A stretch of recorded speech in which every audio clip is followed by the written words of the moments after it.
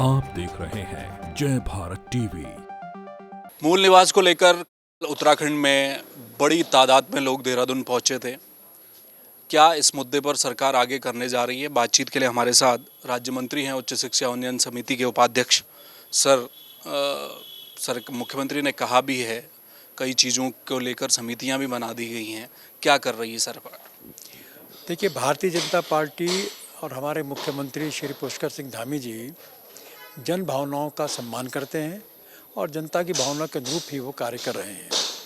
जहाँ तक मूल निवास प्रमाण पत्र का सवाल है, तो उत्तराखंड में ये प्रमाण पत्र पहले से लागू था, लेकिन कांग्रेस के समय में मूल निवास प्रमाण पत्र बनाना बंद कर दिया गया और साथ ही जो स्थायी निवास प्रमाण पत्र की व्यवस्था की गई, उन दो प्रमाण पत्र के बीच में एक टकराव ये पैदा कर दिया कुछ लोगों के द्वारा कि अगर मूल निवास प्रमाण पत्र है और स्थायी निवास प्रमाण पत्र नहीं है तो संबंधित व्यक्ति को कोई सुविधा नहीं मिलती थी। ऐसे में अब माननीय मुख्यमंत्री जी ने इस बात को स्पष्ट कर दिया है, अगर किसी के पास मूल निवास प्रमाण पत्र है और स्थायी निवास प्रमाण पत्र नहीं है तो किसी प्रकार की दिक्कत नहीं है। जिसके पास मूल निवास प्रमाण पत्र है उसे किसी अन्य प्रमाण पत्र की ज़रूरत ही नहीं है। अब जो कमेटी बनाई गई है उसमें इसको किस रूप में हम प्रदेश में पुनः शुरू करने वाले हैं, उसके क्या जो है विधान होंगे, तो ऐसे में इस कमेटी को एक काम सौंपा गया है और कमेटी अपना जब भी अपना कोई निष्कर्ष देगी, संस्तुति देगी, तो उसके अनुसार माननीय मुख्यमंत्री जी आगे का निर्णय लेंगे।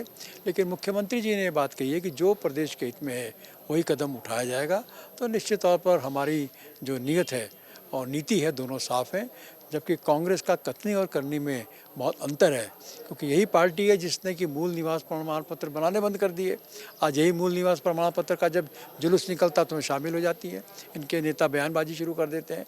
तो हमारा कहना यह है कि पहले अपनी स्थिति को साफ करिए और जहाँ तक भाजपा और हमारे माननीय मुख्यमंत्री का सवाल है तो हम सही दिशा में जनहित के लिए काम कर रहे हैं। कुछ व्यवहारिक दिक्कतें भी आएंगी सर। समिति हालांकि आप कह रहे हैं बना दी है, मुख्यमंत्री भी कह रहे हैं। 1950 और 2000 को अगर हम देखें, कोर्ट में भी इसमें पहले बाद मामला चल चुका है। और क्यों सरकारें निशाने पर रहती हैं? जब कभी भी हम इलेक्शन का टाइम देखते हैं या फिर कुछ ऐसा माहौल होता है, सरकार चूँकि किसी का मकसद ये नहीं है कि उत्तराखंड के मूल निवासियों को कोई सुविधा न मिले, फिर ये परिस्थितियाँ क्यों पैदा हो रही हैं बार बार? देखिए, जो भारत का संविधान कहता है उसके हिसाब से 1950 में जो व्यक्ति जहाँ रहता था उस व्यक्ति को वहाँ का मूल निवासी मान लिया गया और ये परिस्थिति जो है पूरे देश में लागू है और उत्तराखंड में भी लागू रही है। लेकिन बाद के समय में ये ज़रूर हुआ कि कुछ लोगों ने, विशेष तौर पर कांग्रेस के लोगों ने इसमें एक दोहरी नीति खेली।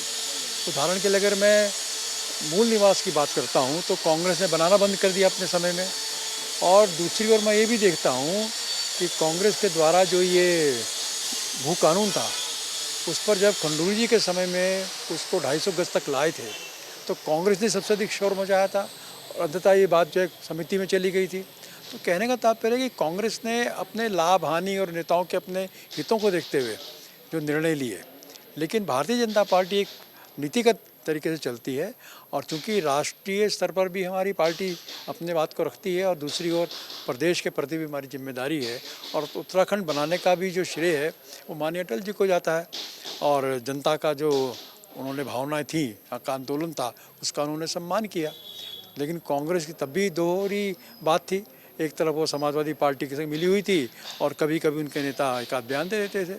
तो कांग्रेस का जो दोहरापन है यही सारी समस्याओं की जड़ में है। मूल रूप से भारतीय जनता पार्टी अपने काम में सीधे लगी हुई है और अब जबकि स्थितियाँ इस समय आ गई हैं तो मैं समझता हूँ कि माननीय मुख्यमंत्री जी इसका स्थायी समाधान करेंगे। बहुत शुक्रिया। तो ये थे डॉक्टर भसीन। और मूल निवास को लेकर जो चर्चाएं चल रही हैं, जिस तरह के कल प्रदर्शन भी देहरादून में हुआ है, मुख्यमंत्री कह चुके हैं कि मूल निवास को लेकर जिस व्यक्ति के पास मूल निवास है उसे स्थायी निवास प्रमाण पत्र बनाने की आवश्यकता नहीं है, उसका काम चलता रहेगा। लेकिन लोगों की जो जनभावना है वो अब सड़क पर दिखाई दे रही है। तो ऐसे में क्या जो समिति मुख्यमंत्री कह रहे हैं उन्होंने बनाई है वो कब तक अध्ययन करेगी और उसकी कौन सी रिपोर्ट कब सरकार के पास टेबल तक पहुंचेगी और क्या मूल निवास पर कोई निर्णय सरकार ले पाएगी, ये आने वाले समय में देखना बेहद दिलचस्प होने वाला है। कैमरामैन मयूर उपाध्याय के साथ हेमभट्ट, जय भारत टीवी।